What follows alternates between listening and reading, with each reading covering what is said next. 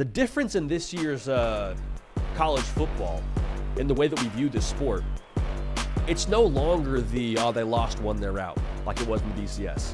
The 4-team model, I suppose it was a lot more, they lost 2, they're out. Right now, you can lose 2.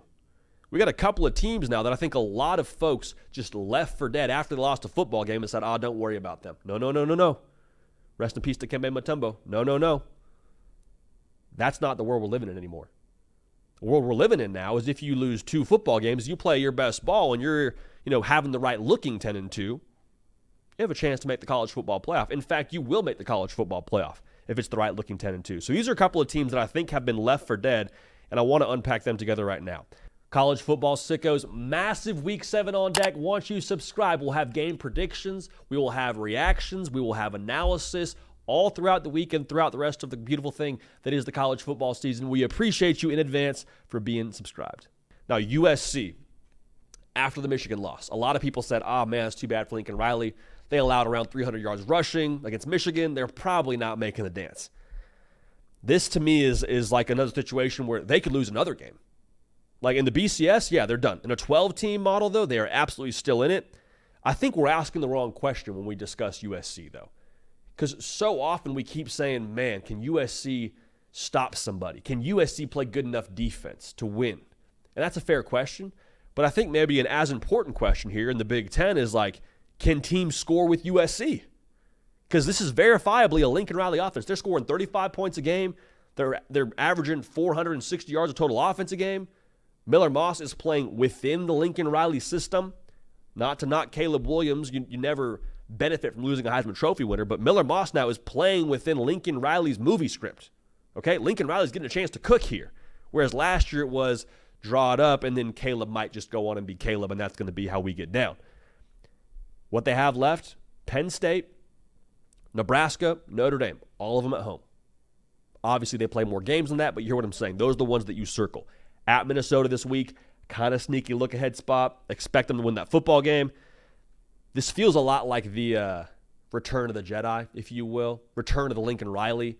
This isn't like the Golden Boy USC. They're on the cover of your Sports Illustrateds or your whatever magazines. Like, this is the USC that a lot of folks, not just right now, but even before the year, left for dead. Said they can't play defense. They're going to get chewed up and spit out in the Big Ten. Really? I don't know. Miller Moss, kind of the same edge to him. He has to transfer out. They're going to bring in Will Howard. He's not the guy. Really? He's spinning it right now. So USC, definitely still in it. I would not be surprised. I tweeted this out today. I would not be surprised in the slightest if that rivalry weekend we have USC welcoming Notre Dame playing for a college football playoff spot. That could be a winners in and loser goes home. To quote River Bailey, producer here at On 3, he always says, could be the time where loser leaves town. He likes to say that, and I think he's absolutely on the money. Now, Notre Dame, also a team that people left for dead. And not in a totally unfair situation because they lost to NIU. God bless NIU, but like Notre Dame should not be losing to NIU, especially a G5 team. Like a G5 loss, you say, okay. Again, even in the 4-team playoff, that would be a death wish. That would be it for you if you're Notre Dame. But this is a classic Gandalf the Grey situation for all my Lord of the Rings fans. How it works, Gandalf the Grey falls off a cliff, spoiler alert, and he is perceived to be dead, all right? Notre Dame loses to NIU, fall off a cliff, must be dead, right? I don't know, man. I don't know. I think they have to go 11-1. What I think we saw from Notre Dame, what I just said, I think it's the exact same thing I would say about a movie death.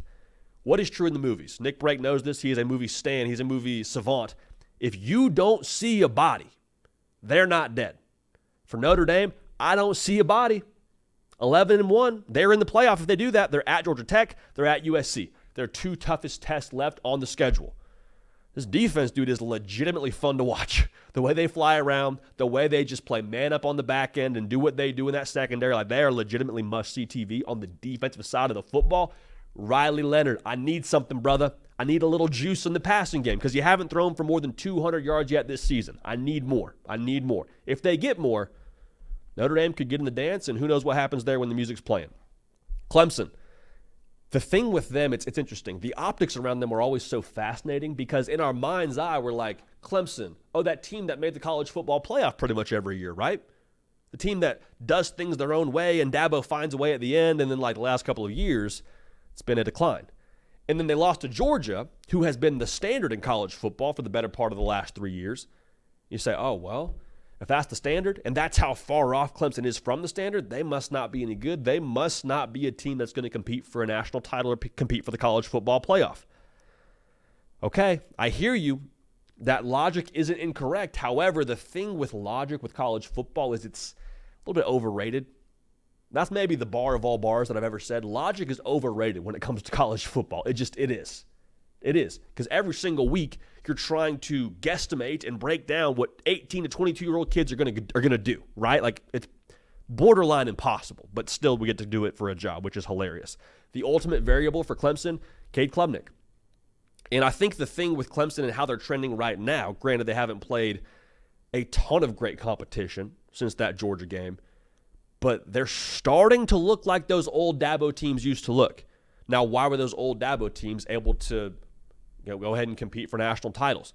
Because they had a guy at quarterback now. They had a dude at quarterback. I mean, you go back to Deshaun Watson, Trevor Lawrence. They had someone that could elevate that offense and maximize what they had on defense. That defense is still Clemson brand, right? You go ahead and check the tag. When you take it through self-checkout, it still says Clemson brand defense. So you're good there. But Cade Klubnik now in Garrett Riley's offense looks like it's starting to click, whether it be Dabo Swinney kind of passing the reins off to Garrett Riley, whether it be them having the right ingredients on the perimeter. It's starting to click now. Clemson, I'm just saying, if they're finding a way to go 11-1 the rest of the way here, or if they finish at 11-1 rather, and they find themselves in the ACC title game, I think that's probably where you need to be. Because even if they don't win the ACC, I would be nervous about them being 10-2, making the ACC title. Let's say they lose to a Miami. Okay, it is what it is.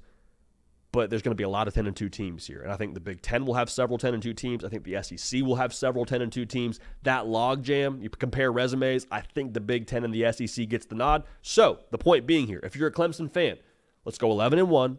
Let's just get to the ACC title game. Let the chips fall where they may, and we'll go from there. 11-1, I would feel pretty good if I'm a Clemson fan. Now, Michigan's the most fascinating one out of this whole group.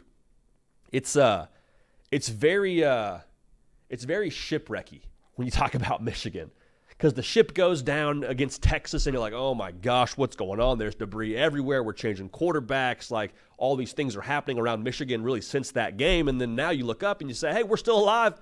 We're still here, baby. Still just hanging out on this suitcase that's been floating around across the Atlantic or Pacific, wherever you're at. I guess Lake Michigan would be the best way to put it. It's great that you're still alive. That's huge. Like, that is the end-all, be-all here. That's why you're in this discussion. The reality is, though, whenever you're floating on a life raft or a piece of debris from a wrecked ship, you got to find a way to adjust. Like, the game doesn't stop there when you're still alive. The game then becomes, okay, how do we survive? Can we find a way to get to shore? Can we find a way to be multidimensional offensively? So awesome. Alex Orgy found us a little bit of extra juice here. We beat USC. Again, we're still floating here. We're still out here. But you got to adjust ASAP. Otherwise, you can only float on a suitcase for so long. So keep an eye on Michigan. I think you shouldn't leave them for dead. But again, feels very shipwreck vibes when you talk about Michigan. One more team here, Ole Miss. I don't think I told Nick Brake we were going to talk about them, so I'll just touch on them really quick. Ole Miss, there's two things that I think you can point to as to why they lost to Kentucky. I'm not making excuses. This is just how I see the whole thing going. You lose to Kentucky. Everyone says, oh, no, Ole Miss was overrated. They thought they were going to be a college football playoff team. Oh, wow, what happened? Two things. One, when you lean on the portal heavily and take double-digit portal pieces every single year, we have to acknowledge this. There is going to be a calibration period for those pieces to get comfortable in an in-game scenario. I think we can say that. The other part of this, Ole Miss had not played anybody with a pulse this year. I mean, God bless Wake Forest.